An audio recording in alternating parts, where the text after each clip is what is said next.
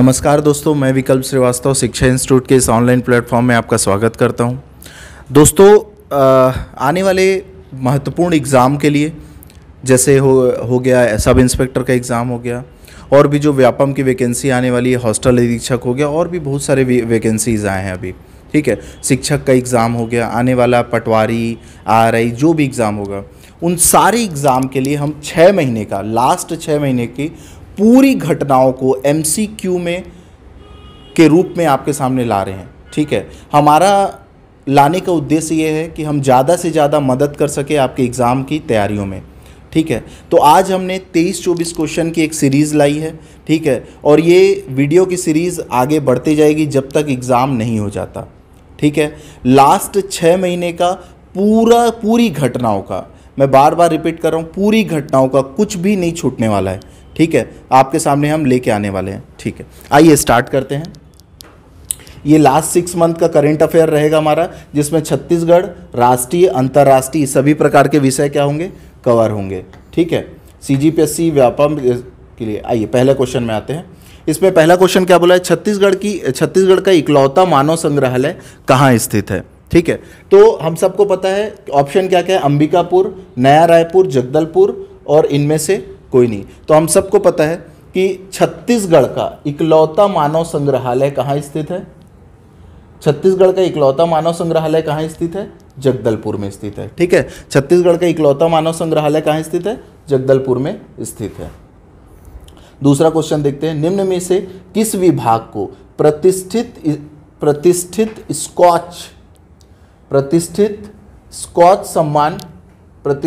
Scotch award मिला है। ठीक है, तो हम सबको पता है कि अभी जो स्कॉच अवार्ड की बात की जा रही है, स्कॉच अवार्ड किसको मिला है, छत्तीसगढ़ के उच्च शिक्षा विभाग को दिया गया है। ठीक है, छत्तीसगढ़ के उच्च शिक्षा विभाग को दिया गया है। देखिए, स्कॉच सम्मान होता क्या है, तो स्कॉच सम्मान के बारे में हम सबको पता है कि स्कॉच सम्मान की शुरुआत हुई थी 2003 में। ठीक है, स्कॉच सम्मान की शुरुआत कब हुई थी, 2003 में। ये सम्मान किसको किसको मिलता है, ये किसी व्यक्ति को मिल सकता है, किसी संस्था को मिल सकता है, या किसी परियोजना या योजना को मिल सकता है। ठीक है, जो भारत के विकास में अतिरिक्त प्रयास करती है। ठीक है, अगर भारत के विकास में कोई व्यक्ति का प्रयास दिखता है, कोई संस्था का प्रयास दिखता है, या कोई परियोजना का प्रयास दिखता है, तो उसको हम किस सम्मान से सम्मानित किया जाता है, स्कॉच सम्मान से सम्मानित किया जाता है। ठीक है, इसमें क्या बोला है, नोनी सुरक्षा योजना की शुरुआत कब हुई थी। ठीक है, 1 अप्रैल 2014, 1 अप्रैल 2015, 1 अप्रैल 2016, 1 अप्रैल 2017।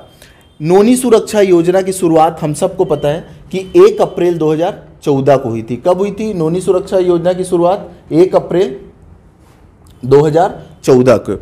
नोनी सुरक्षा योजना क्या है, नोनी सुरक्षा योजना इसमें हम करते ये हैं कि सरकार LIC में बच्चियों के नाम पे हर साल 5-5 हज़ार रुपये जमा करती है, और वो 5-5 हज़ार रुपये जो हर साल वो 5-5 हज़ार रुपये जमा कर रही हो, कितने साल तक जमा करेगी, हर साल कितना पैसा जमा कर रही है, वो 5-5 हज़ार रुपये जमा कर रही है। टोटल कितने साल तक करेगी, 5 वर्षों तक। मतलब कुल कितना जमा होगा, 25 हज़ार रुपये जमा होगा। पर जब बच्ची 18 साल से ज़्यादा की हो जाएगी तो उसको ये राशि लाइफ इंश्योरेंस के माध्यम से ऐड होके मिलेगी 1 लाख के रूप में। ठीक है, कितने रुपए मिलेगा बच्ची को जब बड़ी होने के बाद, 1 लाख रुपए। नोनी सुरक्षा योजना के तहत ग्रामीण परिवारों की बेटियों को 18 वर्ष पूरी हो जाने के बाद, मतलब 18 वर्ष पूरे हो जाने के बाद अगर वो 12वीं उत्तीर्ण होने पर 1 लाख रुपए प्रदान किए जाते हैं। ठीक है, सरकार द्वारा हर वर्ष 5,000 रुपये की राशि भारतीय जीवन बीमा निगम में जमा की जाती है। कुछ नहीं है योजना, 5-5 हज़ार रुपये 5 वर्षों तक भारतीय जीवन बीमा में सरकार बच्चियों के नाम से जमा करेगी। जब बच्ची 18 साल की उम्र की हो जाएगी तो ये पैसा उसको 1 लाख रुपए में कन्वर्ट होके मिल जाएगा। ठीक है, चलिए आगे बढ़ते हैं। छत्तीसगढ़ में धान की 3 पारंपरिक किस्में जो कैंसर रोधी क्षमता पाई गई है। ठीक है, हाल ही में आप सबको पता होगा कि बहुत पेपर में ये न्यूज़ कवर हुआ था। ठीक है, बहुत लाइमलाइट में रहा था कि छत्तीसगढ़ को आप जानते हैं धान का कटोरा कहते हैं, और उस धान के कटोरे में 1-2 बेहतरीन किस्म का पता चला है जो कैंसर रोधी क्षमता पाए जाते हैं, मतलब कैंसर के जो जीवाणु हैं उनको नष्ट करने में वो सहायक रहते हैं। कौन कौन से हैं? देखो, गठुअन, महाराजी, लाइचा और सरना। ठीक है, तो इसमें ये बोला है कि 3 पारंपरिक किस्मों में कैंसर रोधी क्षमता पाई गई है, जिसमें से शामिल नहीं है। ठीक है, तो हम सबको पता है कि गठुअन, महाराजी और लइचा ये 3 ऐसी किस्म है जिसमें कैंसर रोधी क्षमता पाई जाती है। ठीक है, सरना हम सबको पता है कि इसका आंसर होगा कि सरना में ये क्षमता नहीं पाई जाती। ठीक है, अब इसमें देखते हैं क्या बोल रहा है। छत्तीसगढ़ में धान की 3 पारंपरिक किस्में कैंसर रोधी क्षमता पाई जाती है, जिसमें गठुअन, महारानी, लइचा किस्मों में फेफड़ों व स्तन रोग, मतलब फेफड़ों और स्तन रोगों को, कैंसर की कोशिकाओं को खत्म करने के गुण पाए जाते हैं। ठीक है, चलिए आगे बढ़ते हैं। भारतीय गोधन पुस्तक निम्नलिखित में से किसके द्वारा लिखी गई है? भारतीय गोधन पुस्तक निम्नलिखित में से किसके द्वारा लिखी गई है? क्या पंडित झांवरलाल शर्मा, भगवत जायसवाल, विमल पाठक और इनमें से कोई नहीं? हम सबको पता है कि पंडित झांवरलाल शर्मा ने भारतीय गोधन नाम की एक पुस्तक लिखी है। बहुत ज़्यादा इंपॉर्टेंट है बच्चों, बहुत ज़्यादा इंपॉर्टेंट है, और ये क्वेश्चन में आपको किसी न किसी एग्जाम में देखने को मिलेगा ये क्वेश्चन। ठीक है, तो हमको याद रखना है, पंडित झावरमल शर्मा जो है भारतीय गोधन नाम की एक पुस्तक लिखे हैं। ठीक है, पंडित झावरमल शर्मा। ठीक है, निम्नलिखित में से किस जनजाति द्वारा विहान मेला महोत्सव मनाया जाता है? ठीक है, विहान मेला महोत्सव बेसिकली उड़ीसा में मनाया जाता है। ठीक है, बहुत ज़्यादा इंपॉर्टेंट नहीं है, ये करंट के पोर्शन में मिला इसलिए मैं आपको इसको ऐड कर दिया। ठीक है, ये है क्या? विहान मेला कहाँ मनाया जाता है पूछेगा तो कहाँ मनाया जाता है? उड़ीसा में मनाया जाता है। ठीक है, कहाँ मनाया जाता है? उड़ीसा में मनाया जाता है। कौन सी जनजाति मनाती है? कोंद जनजाति, गारो जनजाति, भील जनजाति, इनमें से कोई नहीं। तो आपको सबको पता है कि उड़ीसा में की संख्या किसकी ज़्यादा है? कोंद जनजाति की। तो कोंद जनजाति द्वारा मनाया जाता है। ठीक है, कोंद जनजाति द्वारा मनाया जाता है। तो ये विहान मेला किस जनजाति के द्वारा मनाया जाता है? कोंद जनजाति के द्वारा मनाया जाता है। ठीक है, विहान मेला उड़ीसा में नागढ़ जिले में कोंद जनजाति द्वारा मनाया जाता है। ठीक है, हाल ही में चर्चित गायता पखना निम्नलिखित में से किस जनजातियों की विशिष्ट परंपरा है? ठीक है, क्या किसकी बात कर रहे हैं? गायता परंपरा की। ठीक है, हम सबको पता है हमारा जो बस्तर है, बस्तर आदिवासी बाहुल्य क्षेत्र है। ठीक है, आदिवासियों की परंपरा, उनकी संस्कृति बहुत प्राचीन और बहुत बेहतरीन है। ठीक है, मैं खुद बस्तर से संबंधित हूँ और बस्तर जिले संभाग का ही रहने वाला हूँ, इसलिए मेरे को पता है बस्तर की खूबसूरती के बारे में। ठीक है, गायता पर्व बेसिकली होता क्या है? कोई भी व्यक्ति जब मर जाता है, ठीक है, या उसकी मृत्यु हो जाती है, तो उसकी मृत्यु में 20 साल के लिए क्या करते हैं? पत्थर से शिलान्यास रख देते हैं। ठीक है, अब वो जो शिलान्यास रखा जाता है ना, जहाँ उसको गड़ाया जाता है, क्योंकि आदिवासी परंपरा में लाश को जलाने की परंपरा नहीं होती, उसको वो क्या करते हैं? दफना देते हैं। तो दफनाने के बाद उसके ऊपर वो पत्थर रख देते हैं, उसी परंपरा को क्या बोलते हैं? गायता परंपरा। ठीक है, ये कहाँ मनाई जाती है? मेनली अबूझमाड़ जनजाति के द्वारा मनाई जाती है। और आप सबको पता है कि अगर कोई स्थान पूछे तो आप क्या बोलेंगे? अबूझमाड़। तो ठीक, अबूझमाड़ में कहाँ ज़्यादातर कहाँ पाई जाएगी? नारायणपुर में। ठीक है, नारायणपुर में बनाई जाएगी। ठीक है, तो इसका आंसर क्या होगा? गायता पर्व निम्नलिखित में से किस जनजाति की विशिष्ट परंपरा है? तो किसकी है? अबूझमाड़ की। ठीक है, गायता पर्व अबूझमाड़ आदिवासियों की विशेष परंपरा है। इसमें मृत व्यक्तियों की स्मृति में 20 वर्ष में एक बाद पत्थर स्थापित करके मनाया जाता है। ठीक है, चलिए आगे बढ़ते हैं। मन की बात कार्यक्रम में मोदी जी का आप सबको पता है मन की बात के बारे में। ठीक है, अब मेरा उनको सुझाव है कि अब जनता के मन की बात सुनने का प्रयास करें, अपनी मन की बात बहुत बता दी है। ठीक है, तो मन की बात कार्यक्रम में 100वें एपिसोड में प्रधानमंत्री ने किस जिलों में देऊर गांव की महिलाओं का जिक्र किया है? ठीक है, तो हम सबको पता है कि देऊर गांव की किस जिले में आता है? देऊर गांव किस जिले में आता है? तो देऊर गांव हम सबको पता है कि बेमेतरा में स्थित है। कहाँ स्थित है? बेमेतरा में। ठीक है, तो मन की बात कार्यक्रम के 100वें एपिसोड में प्रधानमंत्री ने बेमेतरा जिले के देऊर गांव, ठीक है, तो ये कौन से जिले में? बेमेतरा जिले के देऊर गांव की महिलाओं का जिक्र किया है। ठीक है, उन्होंने कहा कि छत्तीसगढ़ के देऊर गांव की महिलाएं अच्छा काम कर रही है और वे अपने गांव के चौराहों, सड़कों और मंदिरों में सफाई के लिए अभियान चलाती है। ठीक है, अच्छी बात है। इससे पहले क्या वो मन की बात में छत्तीसगढ़ का उल्लेख कर चुके हैं। ठीक है, 26 जुलाई 2015 को वो 10वें एपिसोड में राजनांदगांव जिले के केसला गांव का उल्लेख किया था और 27 दिसंबर 2015 को 15वीं कड़ी में, पहले तो किस में किए थे? 10वीं कड़ी में, फिर 15वीं कड़ी में, फिर 100वीं कड़ी में।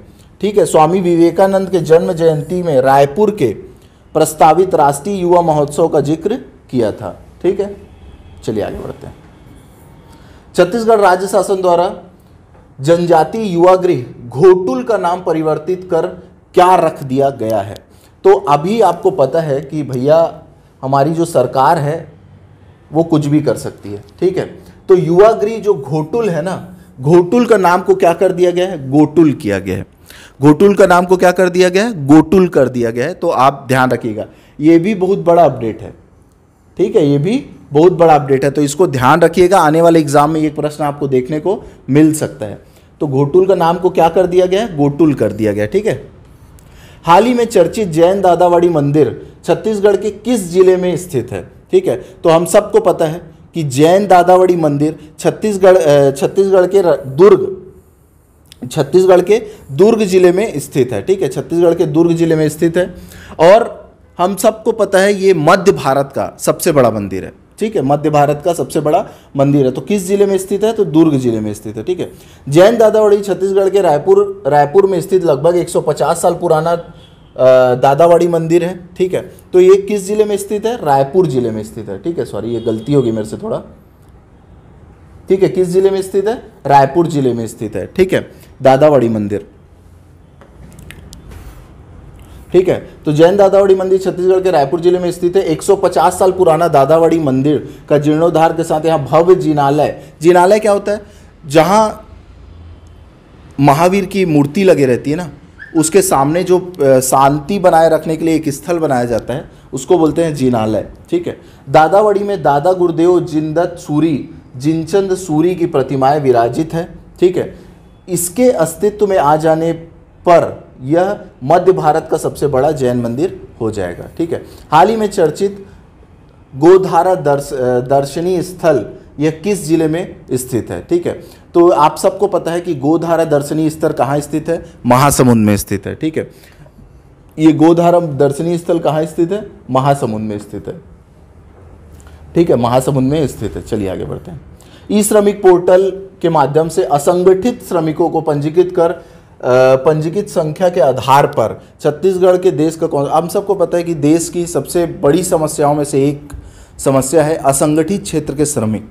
ठीक है, असंगठित क्षेत्र के श्रमिक। अब इनके लिए हम क्या कर रहे हैं कि असंगठित क्षेत्र के जो श्रमिक हैं उनको क्यों हम संगठित करने का प्रयास कर रहे हैं, उनको रजिस्टर कर रहे हैं। तो वो रजिस्ट्री करने के उसमें हमारा क्रम कौन सा है? 6वां क्रम है। कौन सा क्रम प्राप्त किए हम? 6वां क्रम। ठीक है, 6वें क्रम में है वर्तमान में अभी हम। मुख्यमंत्री कन्या विवाह योजना के अंतर्गत कितने रुपए की आर्थिक सहायता दी जा रही है? हम सबको पता है कि मुख्यमंत्री कन्या विवाह योजना जो है, मुख्यमंत्री कन्या विवाह योजना जो चल रही है, वर्तमान में जो बजट आया उसमें इसकी राशि को क्या कर दिया गया था? बढ़ा दिया गया है। ठीक है, हम सबको पता है कि मुख्यमंत्री कन्या विवाह योजना जो थी पहले 15,000 रुपये से स्टार्ट हुई थी। ठीक है, 15,000 के बाद ये राशि बढ़ के कितनी हो गई? 25,000 रुपये हो गई और वर्तमान में इस बजट में इस राशि को कितना कर दिया गया है? 50,000 रुपये कर दिया गया है। तो हमको पता है कि वर्तमान में जो मुख्यमंत्री कन्या विवाह योजना के अंतर्गत की राशि है वो कितनी हो गई है? 50,000 रुपये हो गई है। तो इसका आंसर क्या होगा? Answer B. ठीक है, देखते हैं इसका प्रारंभ कब हुआ है? 2019 में प्रारंभ हुआ है। प्रारंभ कब हुई है? 2019 में। सहायता राशि 15,000 रुपये थी पहले, फिर कितनी हो गई? 25,000 रुपये हो गई, फिर कितनी हो गई? 50,000 रुपये हो गई। चलिए आगे बढ़ते हैं। ठीक है, उसके बाद संघ लोक सेवा आयोग के अध्यक्ष किसे नियुक्त किया गया है? ठीक है, तो डॉक्टर मनोज सोनी। संघ लोक सेवा आयोग के अध्यक्ष किसको नियुक्त किया गया है? डॉक्टर मनोज सोनी। ठीक है, संघ लोक सेवा आयोग के अध्यक्ष किसे नियुक्त किया गया है? डॉक्टर मनोज सोनी। ठीक है, हाल ही में चर्चित भोयना जलाशय किस जिले में स्थित है? ठीक है, भोयना जलाशय इसलिए चर्चा में है क्योंकि मुख्यमंत्री हमारे भूपेश बघेल जी गए थे यहाँ भोयना जलाशय। ठीक है, हम सबको पता है कि देखो ये आंसर ऑप्शन क्या बोला है? बालोद, धमतरी, गरियाबंद, दुर्ग। हम सबको पता है ये कहाँ स्थित है? धमतरी में। कहाँ स्थित है ये? धमतरी में स्थित है। ठीक है, तो भोयना जलाशय जो रहेगा हमारा, भोयना जलाशय कहाँ स्थित है? धमतरी में स्थित है। ठीक है, चलिए आगे बढ़ते हैं। छत्तीसगढ़ में सार्वजनिक वितरण प्रणाली में प्रदर्शिता और जन भागीदारी बढ़ाने के उद्देश्य से कौन से टोल फ्री नंबर संचालित किया जा रहा है? कौन सा टोल फ्री नंबर संचालित किया जा रहा है सार्वजनिक वितरण प्रणाली में? देखो, सार्वजनिक वितरण प्रणाली से संबंधित अभी आने वाला एग्जाम है हॉस्टल अधीक्षक। ठीक है, और सार्वजनिक वितरण प्रणाली का संचालन मेनली कौन करता है? हॉस्टल अधीक्षक के आसपास ही से होकर गुजरता है। तो उस एग्जाम में सार्वजनिक वितरण प्रणाली के बहुत क्वेश्चन दिखने को मिलने वाले हैं आपको। तो मैं एक काम करूंगा, जो हमारे वीडियो की सीरीज़ है उसमें एक पूरा वीडियो डेडिकेटेड करूंगा सार्वजनिक वितरण प्रणाली से, कि सार्वजनिक वितरण प्रणाली कब से चालू हुआ, सार्वजनिक वितरण प्रणाली का कब तक चलेगा, क्या सिस्टम है, पूरा डेडिकेटेड एक वीडियो लाऊंगा आपके लिए। ठीक है, तो हमको पता है कि जो सार्वजनिक वितरण प्रणाली है, ठीक है, में प्रदर्शित किया जा रहा है जन भागीदारी बढ़ाने के उद्देश्य से टोल फ्री नंबर क्या है? तो हमको पता नहीं 1800-233 और 3663, 1800-233, 4663, 1800-233, 5663, 1800-233 और 6663। तो हमको पता है कि टोल फ्री नंबर क्या है हमारा? 1800-233 और 3663। क्या है? 3663। आइए इसके बारे में कुछ जानते हैं। छत्तीसगढ़ में सार्वजनिक वितरण प्रणाली पारदर्शिता और जनभागीदारी बढ़ाने के उद्देश्य से छत्तीसगढ़ खाद्य विभाग द्वारा जनवरी 2008 में कॉल सेंटर की स्थापना की जा रही है, जिसका दूरभाष नंबर कितना है? 1800-233-3663। ठीक है, इसके माध्यम से कोई भी नागरिक सार्वजनिक वितरण प्रणाली में खाद्य विभाग द्वारा संचालित अन्य योजनाओं में की जानकारी प्राप्त कर सकता है तथा अपनी शिकायतें दर्ज करा सकता है। ठीक है, अब इसमें कुछ अन्य जो टोल फ्री नंबर है उसके बारे में मैं आपको बताया हूं कि जैसे मितान योजना के बारे में प्रश्न पूछ चुका है। ठीक है, तो मितान योजना का टोल फ्री नंबर कितना है? मितान योजना का टोल फ्री नंबर कितना है? 14545। ठीक है, 14545 ऐसा करके याद रखोगे तो याद हो जाएगा। किसान कॉल सेंटर का नंबर कितना है? 1800-180-1551। ठीक है, वैसे ही बुजुर्ग, दिव्यांगजन, तृतीय लिंग समुदाय हेतु हेल्पलाइन नंबर कितना है? 155-236 और इसका टोल फ्री नंबर कितना है? 1800-233-8989। निःशुल्क स्वास्थ्य सलाह के लिए आपको 104 नंबर में कॉल करना है और महतारी एक्सप्रेस की जरूरत है तो आपको 102 नंबर में कॉल करना है। किस जिले में राष्ट्रीय रामायण महोत्सव की आयोजन किया गया है? तो हम सबको पता है राष्ट्रीय रामायण महोत्सव का आयोजन किया जा रहा है कहाँ से? रायगढ़ से। ठीक है, इसके बारे में कुछ जानकारी हासिल कर लेते हैं। अब रायगढ़ जिले में 1 जून से 3 जून तक, ठीक है, रायगढ़ जिले में 1 जून से 3 जून तक, ये डेट भी इंपॉर्टेंट है, एग्जाम में बहुत बार डेट पूछने का चलन है छत्तीसगढ़ में। तो 1 जून से लेकर 3 जून तक 3 दिवसीय, कितने दिवस चलेगा ये भी पूछता है, तो कितने दिवस? 3 दिवसीय राष्ट्रीय रामायण महोत्सव का आयोजन किया जा रहा है। ठीक है, कब स्टार्ट होगा? तो 1 जून से 3 जून तक चलेगा। कितने दिन का रहेगा? तो 3 दिन का रहेगा। कहाँ होगा? तो रायगढ़ में होगा, रायगढ़ जिले में। ठीक है, प्रदेश में पहली बार राष्ट्रीय रामायण महोत्सव का आयोजन रायगढ़ जिले में रामलीला मैदान में किया जा रहा है। मैदान का क्या नाम होगा? रामलीला। ठीक है, इस महोत्सव में शामिल होने वाले मानस मंडलियों को पुरस्कृत किया जाएगा, पुरस्कार दिया जाएगा। ठीक है, प्रथम पुरस्कार कितना होगा? 5 लाख रुपए का। द्वितीय पुरस्कार कितना होगा? 3 लाख रुपए का। और तृतीय पुरस्कार कितना होगा? 2 लाख रुपए का। ठीक है, तो पहला 5 लाख रुपए, दूसरा 3 लाख रुपए और तीसरा 2 लाख रुपए का पुरस्कार होगा। ठीक है, चलिए आगे बढ़ते हैं। निम्नलिखित में से किससे बनी सबसे बड़ी पेंटिंग को Limca book of world record में दर्ज किया गया है। तो किससे? गोबर से बनी पेंटिंग को, ठीक है, गोबर से बनी। छत्तीसगढ़ में विश्व पृथ्वी दिवस कब आता है? हम सबको पता है 22 अप्रैल 2023 को। छत्तीसगढ़ पर्यटन संरक्षण मंडल द्वारा आयोजित प्रतियोगिता में गोबर पेंटिंग को 1 घंटे में 3600 वर्ग फीट की पेंटिंग बनाई गई है, ठीक है। किस जिले में 13वीं हॉकी इंडिया सब जूनियर महिला राष्ट्रीय चैंपियनशिप 2023 जीत लिया है? कौन सा जिला राज्य जीता है, ठीक है, किस राज्य ने जीता है? तो किसने जीता है? हरियाणा ने, ठीक है। किसको हराया है? तो झारखंड को हराया है। हरियाणा जीता है और झारखंड को क्या किया है? वो हराया है। 13वीं हॉकी इंडिया सब जूनियर महिला राष्ट्रीय चैंपियनशिप 2023 का खिताब हरियाणा जीत लिया है। फाइनल मैच में किसको हराया? झारखंड को हराया। किससे हराया? 3-2 के स्कोर से हराया। 13वीं हॉकी इंडिया सब जूनियर राष्ट्रीय चैंपियनशिप 2023 को उड़ीसा के विश्व स्तरीय बिरसा मुंडा मैदान में हुआ था। अब ये कहाँ हुआ है? तो उड़ीसा में हुआ है। जीता कौन? हरियाणा। किसको हराया? झारखंड को हराया, ठीक है। चैंपियंस हॉकी हरियाणा विजेता, झारखंड को दूसरे स्थान पर, ठीक है। 20वां क्वेश्चन क्या है? ट्विटर के नए सीईओ का नाम पता है क्या भैया? David Zaslav, Linda Yaccarino, Ed Bastian, Shantanu Narayen. कौन है ट्विटर का नया सीईओ? हम सबको पता है लिंडा याकारिनो, ठीक है। क्या है ट्विटर के नए सीईओ का नाम? Linda Yaccarino. ट्विटर ने बहुत आतंक मचाया हुआ है भाई साहब, इसका नाम को याद रख लेना, ठीक है, लिंडा याकारिनो, ठीक है।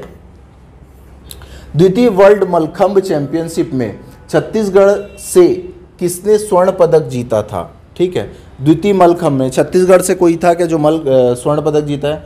नाम क्या क्या दिया है? संतोष सोरी, संताय पोटाई हो गया, जयंती कचलाम, ठीक है, उपरोक्त में से सभी। तो हम सबको पता है कि छत्तीसगढ़ के 3 लोग जिनके ऊपर हमको सबको गर्व होना चाहिए, संतोष सोरी, संतान पोटाई और जयंत कचलाम, इन तीनों ने क्या किया है? द्वितीय वर्ल्ड मलखंभ चैंपियनशिप में छत्तीसगढ़ को क्या दिलाया है? स्वर्ण पदक दिलाया है, ठीक है। तो इसका आंसर क्या होगा? उपरोक्त सभी। भूटान में आयोजित, कहां आयोजित हुआ है ये भी हमको ध्यान रखना पड़ेगा। कहां आयोजित हुआ है? भूटान में। भूटान में आयोजित द्वितीय वर्ल्ड मलखंभ चैंपियनशिप में भारत की राष्ट्रीय टीम ने खेलते हुए अबूझ माड़ के, ये तीनों बच्चे कहां से संबंधित है? अबूझ माड़ से संबंधित है। 3 मलखंभ खिलाड़ियों ने, संतोष सोरी, संताय पोटाई व जयंती कचलाम ने स्वर्ण पदक जीता है, ठीक है। इस चैंपियनशिप का आयोजन 9 मई से लेकर 12 मई तक किया गया था। आप सबको पता है छत्तीसगढ़ में डेट कितना इंपॉर्टेंट रहता है। 9 मई से लेकर 12 मई तक किया गया था। छत्तीसगढ़ के तीनों खिलाड़ियों ने बालक और बालिका वर्ग की टीम में चैंपियनशिप में स्वर्ण पदक प्राप्त किया है। इस चैंपियनशिप में कई देशों, मतलब कितने देश शामिल हुए थे? 200 से ज़्यादा खिलाड़ी शामिल हुए थे, ठीक है, 200 से ज़्यादा खिलाड़ी शामिल हुए थे। हाल ही में चर्चित कड़ंगी, यह किससे बनता है? कड़ंगी, देखो कड़ंगी कुछ नहीं होता। कड़ंगी क्या होता है? कड़ंगी एक सूपा टाइप का होता है, ठीक है, और इसमें ऐसा ढका जाता है और इसको इधर से गोबर से लीप दिया जाता है, ठीक है। और इसमें हम क्या रखते हैं? कुछ भी रख सकते हैं, या अनाज रख सकते हैं, फल रख सकते हैं। कोई भी चीज़ को अगर आपको सुरक्षित रखना है तो इसका उपयोग आप कर सकते हो। तो ये किससे बनता है बच्चों? तो ये किससे बनता है? बांस से बनता है। किससे बनता है? ये बांस से बनता है, ठीक है।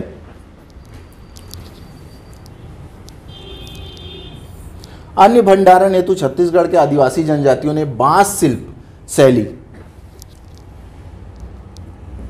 ठीक है, क्या बोल रहे हैं? बांस शिल्प शैली का उपयोग कर ढोलनुमा बांस की कड़ंगी का उपयोग किया जाता है और इसमें सुरक्षित रखा जाता है। क्या चीज को? अनाज को सुरक्षित रखा जाता है, ठीक है। चलते हैं आगे। ये लास्ट क्वेश्चन है, सामाजिक सहायता कार्यक्रम के अंतर्गत किस योजना में दिए जाने वाले पेंशन की राशि को 350 रुपये से बढ़ाकर 500 रुपये कर दी गई है? सामाजिक सुरक्षा पेंशन योजना, सुखद सहारा योजना, मुख्यमंत्री पेंशन योजना और उपरोक्त में से सभी। तो हम सबको पता है सामाजिक सुरक्षा पेंशन का संबंध किससे है? 6 से 17 वर्ष के आयु के बालकों से है, ठीक है। सुखद सहारा योजना का संबंध किससे है? सुखद सहारा योजना का पति त्यक्ता जो महिलाएं रहती है ना, जिन महिलाओं के पति ने उनको छोड़ दिया रहता है उनसे इसका संबंध है, ठीक है। जो पतितक्का महिलाएं रहती है उससे संबंधित है सुखद सहारा योजना का। और मुख्यमंत्री पेंशन योजना का संबंध किससे है? जो 60 वर्ष से अधिक के बुजुर्ग रहते हैं ना, उनसे संबंधित है। इन तीनों योजनाओं के लिए जो राशि है वो राशि को 43% तक बढ़ा दिया गया है इस बजट में, ठीक है, 43% तक बढ़ा दिया। और इन तीनों की राशि को, जो पहले पेंशन के रूप में 350 रुपये मिलता था, अब कितना मिलेगा? 500 रुपये मिलेगा। आइए इस योजना के बारे में कुछ जानते हैं। तो इसका आंसर क्या होगा? डी होगा, ठीक है। छत्तीसगढ़ बजट 2023 में सामाजिक सुरक्षा पेंशन योजना की राशि को 43% तक बढ़ोतरी हुई है। सामाजिक सहायता कार्यक्रम के अंतर्गत सामाजिक सुरक्षा पेंशन योजना के तहत पेंशन 500 रुपये प्रति माह दिया जा रहा है। पहले यह राशि 350 रुपये प्रति माह दी जा रही थी, ठीक है। अब इसमें क्या बोल रहा है? इस योजना के अंतर्गत 6 से 17 वर्ष के आयु के निःशक्त बच्चे शामिल किए जाते हैं। 18 वर्ष से अधिक आयु के सामान्य निःशक्त व्यक्ति और बौने व्यक्ति भी इस योजना के अंतर्गत शामिल होते हैं। देखो, आपको याद रखना है, 18 वर्ष या उससे अधिक के सामान्य निःशक्त व्यक्ति और बौने व्यक्ति को भी किसमें शामिल किया गया है? सामाजिक सहायता कार्यक्रम के सामाजिक सुरक्षा पेंशन के अंतर्गत। सामाजिक सहायता कार्यक्रम के अंतर्गत सुखद सहारा योजना के तहत विधवा परित्यक्ता महिलाओं की आर्थिक सहायता के लिए 500 रुपये दे रहे हैं, पहले 350 देते थे। सामाजिक सहायता कार्यक्रम के अंतर्गत मुख्यमंत्री पेंशन योजना के तहत पेंशन 500 रुपये प्रति माह दिया जा रहा है, ठीक है। पहले यह राशि 350 रुपये थी। इस योजना के तहत 60 वर्ष के बुजुर्ग, विकलांग, विधवा और अन्य निराश्रितों को लाभ दिया जाता है। इसके अलावा बीपीएल कार्डधारी, आय प्रमाण पत्र होना चाहिए, तभी इस योजना का आपको क्या मिल सकता है? फायदा मिल सकता है। बच्चों, ये 23 क्वेश्चन की सीरीज है, ठीक है, जो आपके आने वाले एग्जाम में आपका हेल्प करेगी, ठीक है। ऐसी जो 6 महीने में जो घटनाएं घटित हुई है उसको MCQ में पिरो के आपके सामने प्रस्तुत करूंगा, ठीक है, और आपकी को सिलेक्शन दिलाने में हेल्प करूंगा। तो आने वाले एग्ज़ाम के लिए बेस्ट ऑफ लक, खासकर जो सब इंस्पेक्टर का एग्ज़ाम देने वाले हैं, ठीक है। तो चलिए वीडियो समाप्त करते हैं।